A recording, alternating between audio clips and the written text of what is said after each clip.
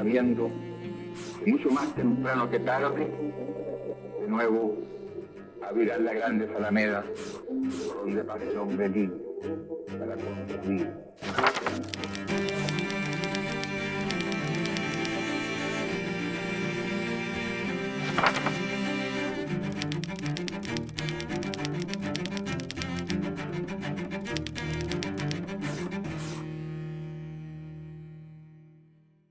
Hola, bienvenidos a un nuevo programa de Intelectuales 11 Miradas del 11 de septiembre. Hoy estaremos conversando con Manuel Antonio Garretón. Él es profesor de la Universidad de Chile, escritor, sociólogo y Premio Nacional de Humanidades y Ciencias Sociales. Profesor, muchas gracias por recibirnos en su casa. Muchas gracias a ustedes por esta conversación. Profesor, en pocos días más se conmemoran los 50 años del golpe de Estado, del quiebre de la democracia. ¿Cuáles son las reflexiones que usted hace a 50 años de uno de los hechos más importantes de la historia política de Chile? Bueno,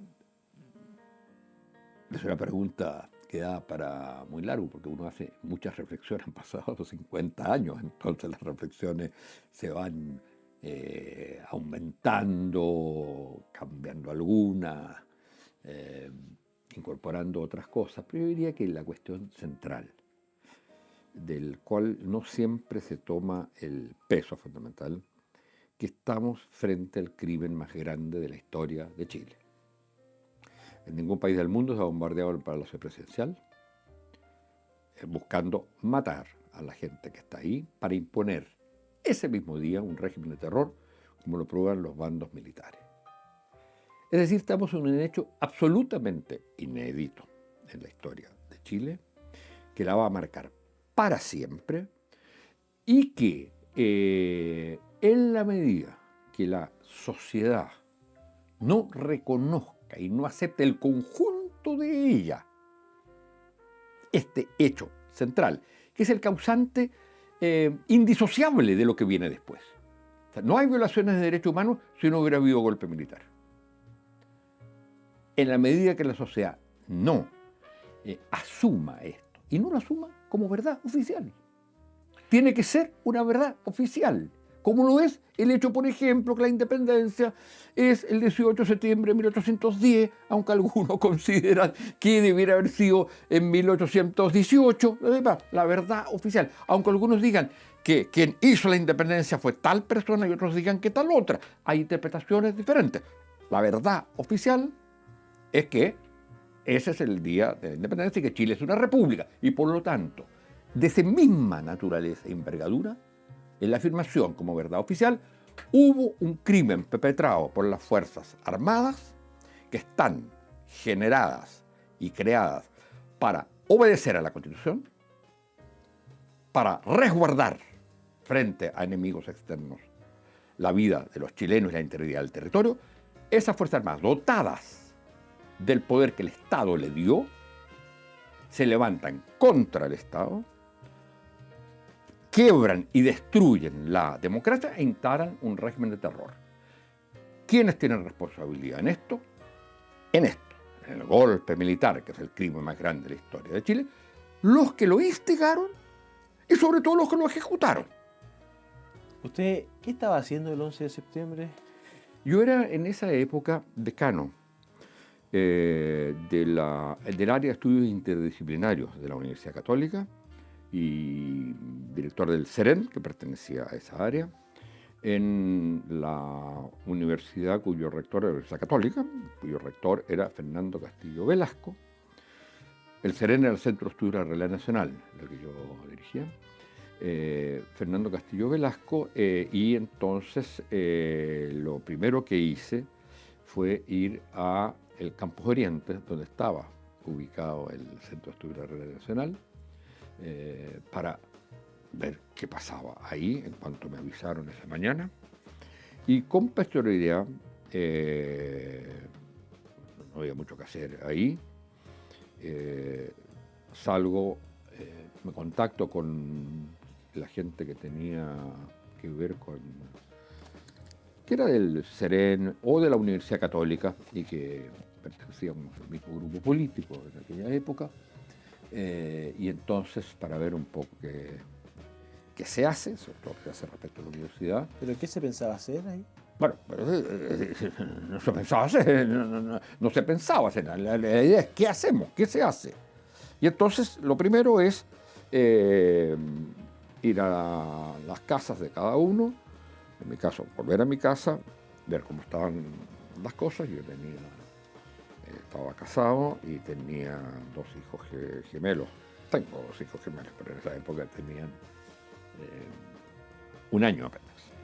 Y entonces, bueno, y de ahí partir, nos juntamos, y eso se lo debe haber contado Tomás Mulián, creo, partimos a juntarnos en un lugar cerca de la Plaza Dignidad, de lo que hoy se llama la Plaza Dignidad, cerca de la Plaza Baqueano, que era un lugar, pero de una inseguridad absoluta. ¿Cómo seríamos ingenuos? Pero ahí nos juntamos 8 a 10 personas y pasamos la noche ahí. Y fuera de estar ahí esperando, bueno, un poco qué se hacía, yo de inmediato empecé a tomar contacto, porque tenía algún contacto desde ya con el cardenal Silva Enríquez, que era gran canciller de la Universidad Católica. Entonces, y yo era decano, miembro del Consejo Superior, entonces, para ver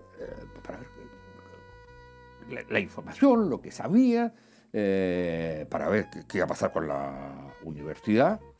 Bueno, y los días siguientes estaba así, no se podía mover.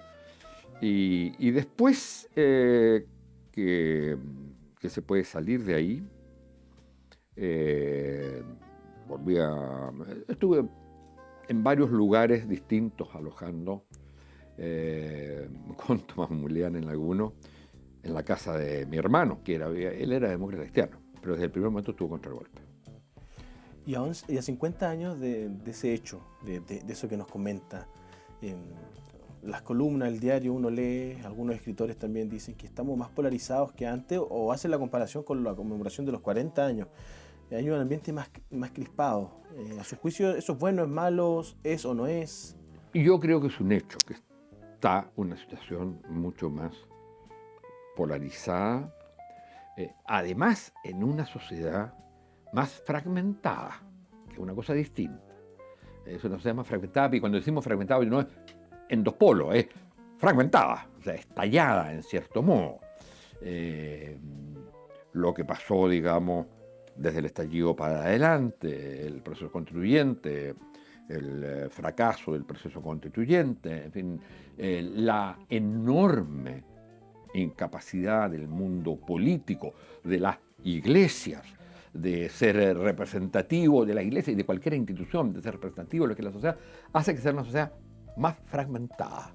Y entonces tenemos una sociedad, por un lado, polarizada, mucho más polarizada por una razón, y por otro lado, fragmentada, es decir, con mucha menor capacidad de organización para expresarse como conjunto, como colectivo. Entonces una suma de individualidades o de grupos parciales, en fin, cada uno de los cuales identifica el futuro del país consigo mismo, en cierto modo. Entonces, en ese sentido, es una sociedad, no estoy hablando de los temas de economía y otros, es una sociedad que mantiene muy altos niveles de desigualdad y que al mismo tiempo no tiene los instrumentos, instituciones, capacidades que tuvo en otra época. Se organizaba en partidos políticos, se organizaba en sindicatos, se expresaba a través de lo que decía la iglesia. Hoy día la iglesia dice algo y a nadie le importa mucho, ese es el dato real. Entonces tenemos, eso a mi juicio es una cuestión que es clave, entender que hay polarización y multipolarización a través de la fragmentación. Y la multipolarización, y la polarización es en torno al tema de digamos, de lo que fue el 11 de septiembre. Eso tiene una expresión que ya quedó clara hace un par de años. En la elección presidencial de Gabriel Boric, y esto lo he dicho muchas veces, Gabriel Boric obtuvo el 55,9%. Y José Antonio Kast el 44,1%. En la el plebiscito, que significa, simbólicamente, el término de la dictadura que nace con el golpe militar, José Miguel Castro tuvo 44,1 y Gabriel Boric 55,9. No es curioso que sea exactamente el mismo porcentaje. Por supuesto, la sociedad ha cambiado, hay mucho más gente votando, mucho más, nosotros pasamos, creo que 3, 4 millones a 15 millones o a 14 millones, no me acuerdo cuánto es el número. Y el mismo dato de las parlamentarias del 73, pero al revés. 44 la Unidad Popular y 55 obtiene la oposición. Claro, pero hay una diferencia ahí, que la oposición estaba formada ahí por 2 bloques. Pero en este caso estamos hablando de CAS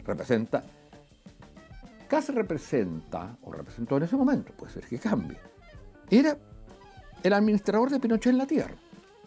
Es decir, pero evidente, en democracia.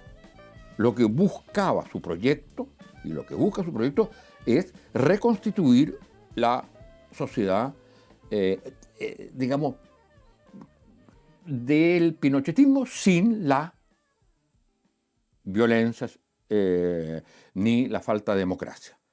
Entonces, es lo más cercano, es la posición más extrema que puede haber a los procesos de transformación. Tal como Pinochet representó la posición más extrema, que también estaba siendo planteada en ese momento por la derecha. Bueno, entonces lo que quiero decir es que en esta situación de polarización que se expresa ahí, en el año 2013, lo que ocurrió, a mi juicio, fue que se había ido produciendo en la sociedad un tipo de reflexión, que ya habían surgido nuevos sectores críticos dentro de la derecha misma, del caso de Bópoli. Y ahí hay una famosa declaración en que plantean el tema que no es solo el problema de los derechos humanos, que es clave, pero que eso no se puede explicar, no lo dicen exactamente así, pero no se puede explicar sin la violencia previa del golpe militar y que por lo tanto nunca la violencia debiera ser usada para resolver los problemas de democracia. Eso ya no lo dice la derecha. Profesor, ¿y qué opina o cuál es a su juicio, cómo lo ha hecho el gobierno con respecto a la conmemoración de los 50 años? Sabiendo que, o al menos tenemos el antecedente, que el presidente Gabriel Boric, cuando asume su presidencia, cita el último discurso del presidente Allende. ¿Cuál es su reflexión con respecto a eso? Pero es que yo creo que mutatis mutandi, pensando que han pasado 50 años, en ese momento, al momento de la elección un poco menos, es evidente que Boric representaba el primer proyecto propiamente de izquierda. No digo que no estuviera la izquierda presente en la concertación, pero una coalición con un proyecto básicamente de democratización. Aquí presenta un proyecto de transformación enteramente distinto a lo que es la vía chilena al socialismo, porque estamos en otra época, pero que expresa de alguna manera el ideal transformador, democrático transformador, de las estructuras sociales que en este momento se llamaba neoliberalismo. Esto es lo que expresa. En ese sentido, es evidente que aparece normal que él haga ver, somos portadores de lo que fue, y además nombra mucho más otras personas, no solo, por supuesto. no solo a Allende, somos portadores de un proyecto de transformación en democracia. Es decir, es esa tarea. Y entonces, en el curso, y ahí hay un tema que hay que analizarlo, ese es un momento en el cual está presente el tema de la Constitución, del proceso constituyente. Entonces, esta idea transformadora tiene 2 causas, por decirlo así. 1, el proceso constituyente. Y 2, el gobierno de Boric, que gana la elección, digamos, Gabriel Boric, que gana la elección y establece el gobierno. Por otro lado, tenemos el proceso constituyente. Ambas cosas han o fracasado o sido derrotadas. Dejemos la explicación. O sea, la para convención futuro. pasada, al menos... No, han sido fracasadas o derrotadas. O sea, el gobierno de Gabriel Boric hoy día en minoría. No es que haya fracasado el gobierno, pero en este momento, como instrumento del proceso transformador, el gobierno es un gobierno minoritario. ¿Y No ha eso? fracasado. El proceso constituyente fracasó. Entonces, lo importante a tener en cuenta en esto es que, obviamente, se presenta el tema de los 50 años, y entonces es normal que el presidente se planteara desde un inicio, aun cuando el proceso constituyente hubiera fracasado, el hecho que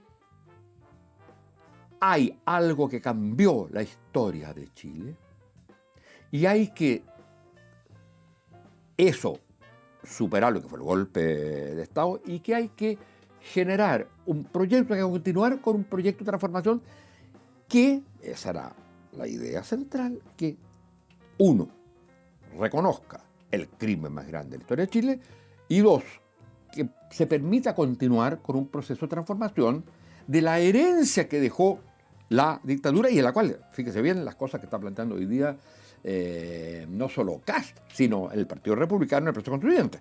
Lo que quiere es restaurar los principios básicos del orden pinochetista, dejando de lado el tema de la democracia. Eso no, acepto que no lo tocan, pero quiere volver atrás. Y entonces, en ese clima, se hace muy difícil que el propósito inicial respecto a la conmemoración de los 50 años se pueda cumplir. Sin embargo, yo creo, y esto vuelve a una pregunta que usted me hizo al comienzo, yo creo que lo que ha ocurrido en este proceso de polarización hay un componente, un aspecto muy negativo y un aspecto positivo. El aspecto positivo es que es primera vez, diría yo, que en el debate en estos 50 años, en el debate, aunque esté polarizado, pero por lo menos que haya debate, que haya sido puesto en el debate, que el problema de la violación de derechos humanos, en la cual parecieran todos estar de acuerdo en el nunca más, se debe al golpe militar. Entonces algunos dirán, no, es que no es el golpe militar, digamos, el golpe militar es una consecuencia de la polarización que existía de la lucha política, y otros dirán, no, como es mi caso, el golpe militar no se explica por la crisis política, en la cual hay responsabilidades de todos lados. En el golpe militar no hay responsabilidad de todos lados, pero lo importante, insisto, en ese punto, es que por lo menos, aunque esto haya significado polarización, esta sociedad hoy día está discutiendo. Es muy grave que lo haga 50 años después. Imagínense ustedes que en el año 95, para poner un año, los alemanes hubieran estado discutiendo si en realidad era justificado lo que hizo Hitler o no. Somos, en ese sentido, una sociedad, yo diría que uno puede criticar, pero muy radicalmente, una sociedad incapaz de haberse dado cuenta que ahí se cometió un crimen que no tiene no tiene explicación. La única explicación es la decisión que toman quienes quieren cometer el crimen.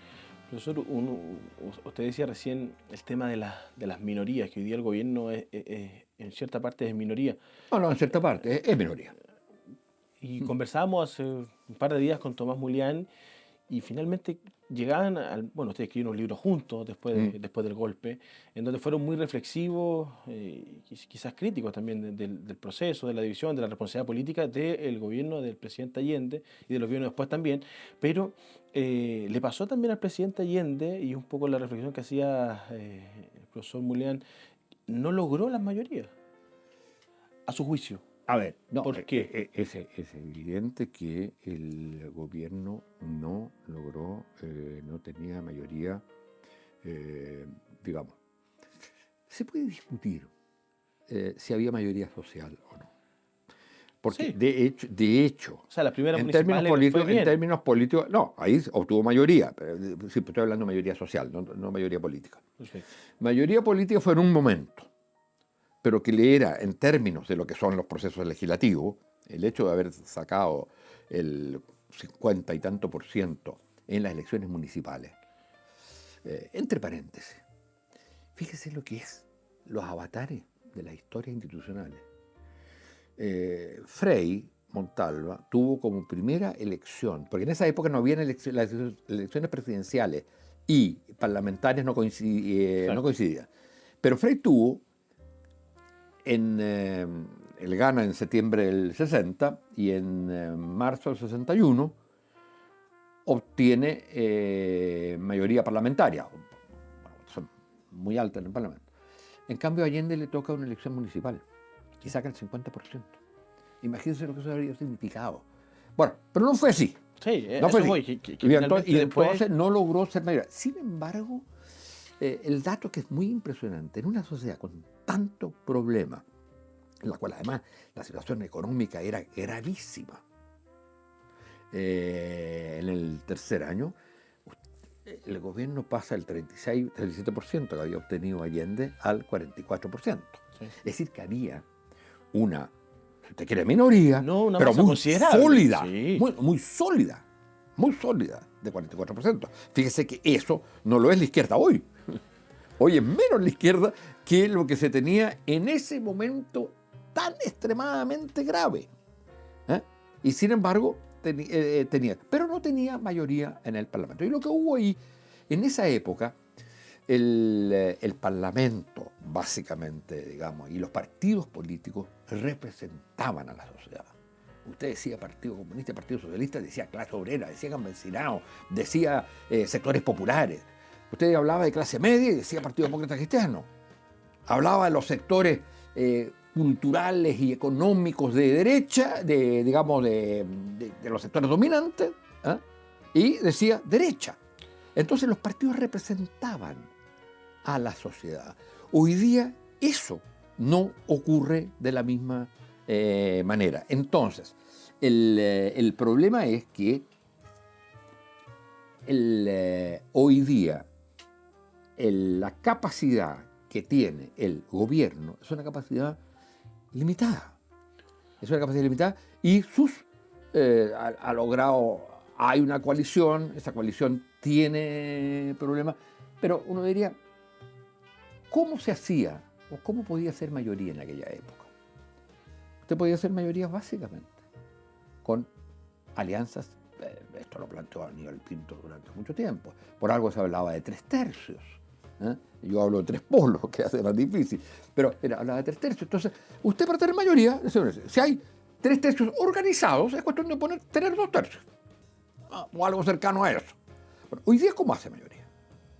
Bueno, el problema en la Unidad Popular fue que siendo esa la posibilidad de tener mayoría, se pensaba que haciendo transformaciones que significaban avances significativos para el pueblo, para los sectores populares, usted iba a llegar a ser mayoría. Y no, para tener mayoría tenía que tener alianzas políticas. Hoy día, si usted tuviera alianzas políticas, no tiene necesariamente mayoría. Y con respecto a eso, profesor, la DC juega un rol fundamental aquí. Según su criterio, es uno de estos polos. Está ahí... ¿Cuándo? Hace 50 años. Hace 50 años. Hoy día ninguno. Hoy día no. Pero hace 50 años la DC juega un rol fundamental. Porque de alguna u otra manera, hasta el final del gobierno del presidente Allende, no logra llegar a un acuerdo con Patricio Aylwin? ¿Y qué es lo que hace la derecha o el Partido Nacional o los personeros de ese entonces, que sí logran cautivar o convencer, persuadir, como usted quiera llamarlo, a la democracia cristiana, a ese tercer polo que básicamente era lo que faltaba? ¿Qué pasó ahí con el presidente Allende? ¿La muñeca falló? ¿Las divisiones dentro de la Unidad Popular misma? A su juicio, ¿cómo lo ve usted? Yo creo que no es una respuesta fácil. Uno diría que la única posibilidad, es decir, ubiquémonos en lo que es el momento en que asume Salvador Allende y la Unidad Popular. Viene de ser derrotada la democracia cristiana, que había hecho, a través con Eduardo Frei Montalva, un muy buen gobierno. Se le hace muy difícil al centro político, porque las campañas generan muchos roces, muchos problemas. Si hubiera habido una coalición democracia cristiana, unidad popular antes de las elecciones, eso era factible. Pero tampoco era factible porque un gobierno exitoso lo que dice: me voy a proyectar.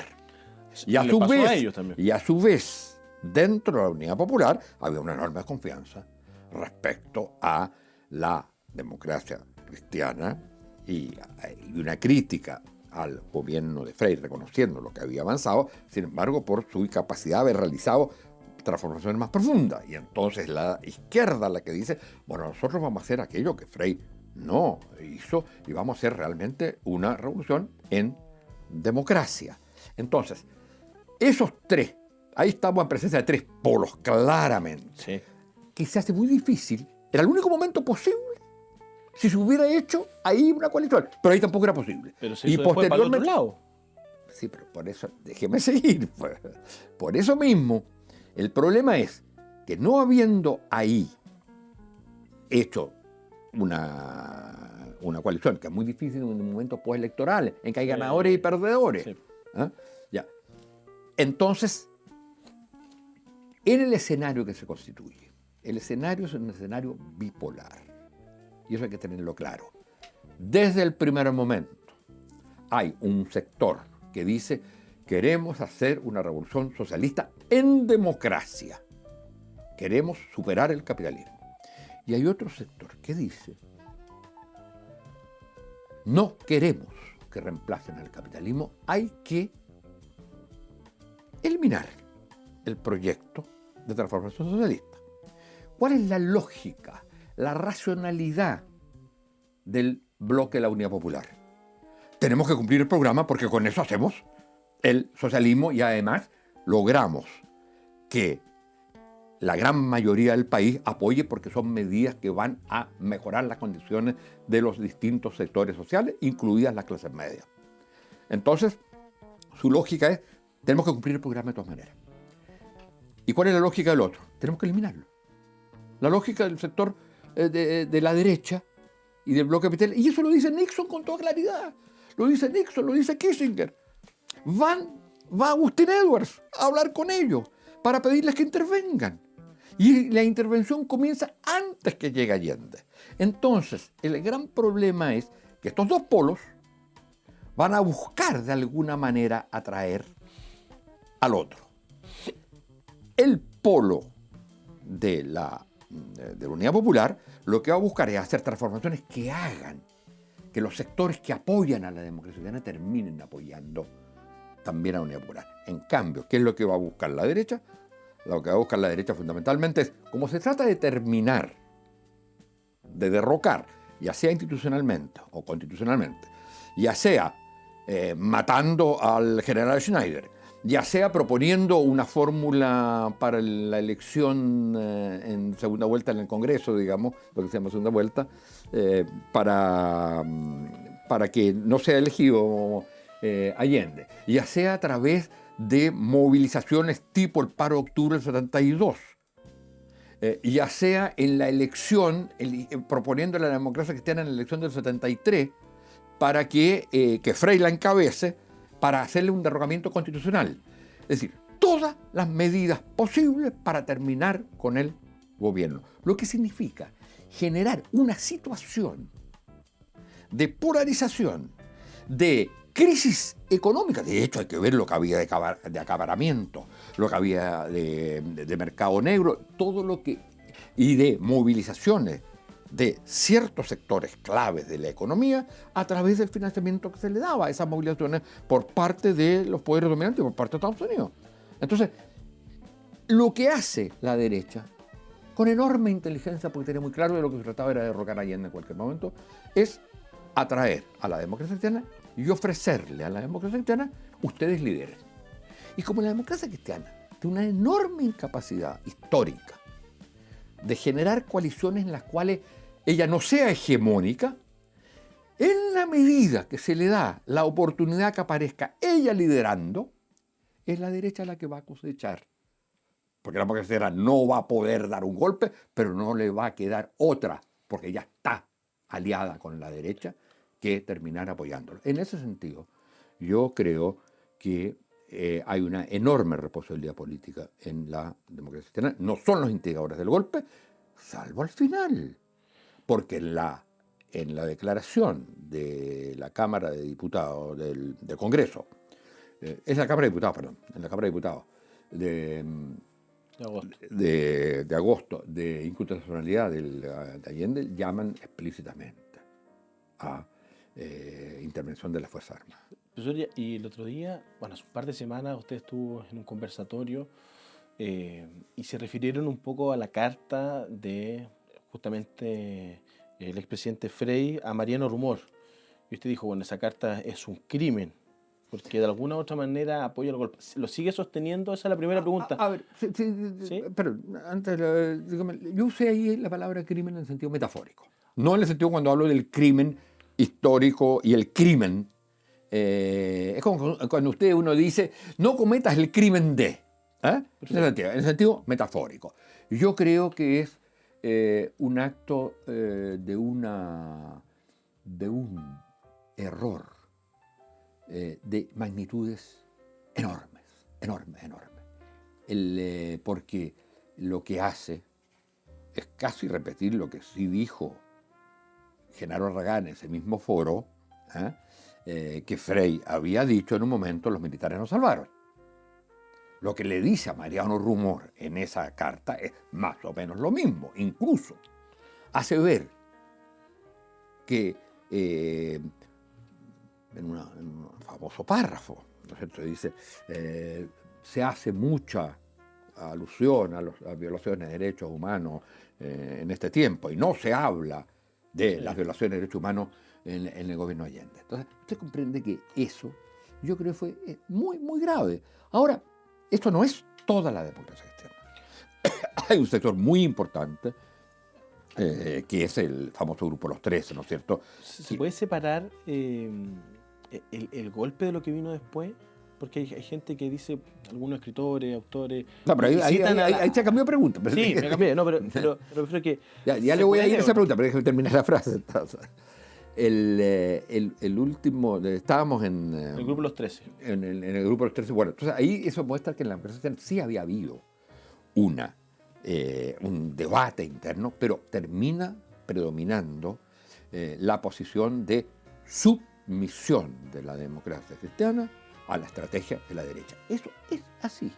Y todo el asunto va a ser lo que se llama en la literatura el camino de Damasco, que va a ser la democracia cristiana post-golpe y que va a hacerse claramente tener como un inicio o término de ese camino de Damasco en el año 75-76, en que la democracia cristiana se va a declarar claramente opositora. Y de ahí para adelante, gracias básicamente a la renovación socialista, a la izquierda, que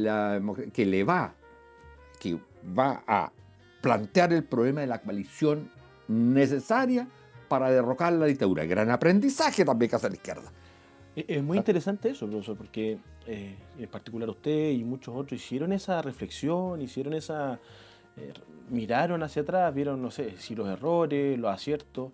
Mi pregunta es, al día de hoy, ¿usted ve que la coalición de gobierno, especialmente la nueva izquierda chilena, ha hecho esa reflexión sobre el socialismo, sobre la unidad popular, sobre la figura del presidente Allende? Porque ustedes fueron los primeros que lo hicieron. Mire, ¿Usted lo ve hoy día? Bueno, primero que nada estamos hablando de una generación distinta y de una generación que hace suyo el planteamiento, la tradición, si usted quiere, de la izquierda, la idea de una transformación radical de la sociedad chilena en el marco de democracia para profundizarla pero básicamente en los términos clásicos de la izquierda de generar una sociedad más justa y más igualitaria. Sin embargo, como se trata de una generación nueva, no tiene, es decir, tiene que recoger muchos de los clivajes nuevos que se han presentado en la sociedad chilena, que no existían en aquella época. Al final, en aquella época, lo que había era proyectos que tenían que ver con capitalismo y socialismo. Y que los distintos clivajes de la sociedad, los distintos otros problemas se subsumían en precisamente esas alternativas.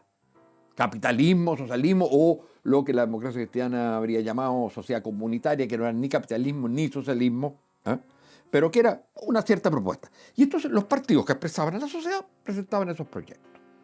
Hoy día transformar la sociedad implica hacerse cargo de la crisis medioambiental, implica hacerse cargo de las demandas del feminismo, implica hacerse cargo de las demandas territoriales, implica hacerse cargo de las demandas del pueblo mapuche, mantener la idea central de la igualdad. Y no coinciden, eso, no se expresan todo, no se subsumen todo en un proyecto del socialismo. Y entonces hay una enorme dificultad para cualquier proyecto de izquierda. ¿En qué consiste la nueva sociedad? ¿En qué consisten las transformaciones de la sociedad? Faltaba un poco de reflexión. A ver, es que Por lo difícil que es. yo diría, hay que faltaba o no faltaba, no lo sé. Lo que digo es extremadamente difícil plantearse un proyecto que dé cuenta de todos esos clivajes, que al mismo tiempo se plantee el problema del clivaje central de la sociedad chilena, que es el que genera el bombardeo de la moneda, y entonces esas fuerzas tienen que generar eso. Ahora, ¿cómo funcionan la política? Funciona que cada cierto tiempo hay elecciones. Y que usted tiene que llevar el proyecto que más dé cuenta de lo que quiere hacer. Si ese proyecto está totalmente elaborado o no está totalmente elaborado, no lo sé. Lo que sí es que encuentra dificultades enormes. Uno, porque la idea de proyecto mismo es distinta. Como le digo, usted dice proyecto socialista y sabe lo que está diciendo.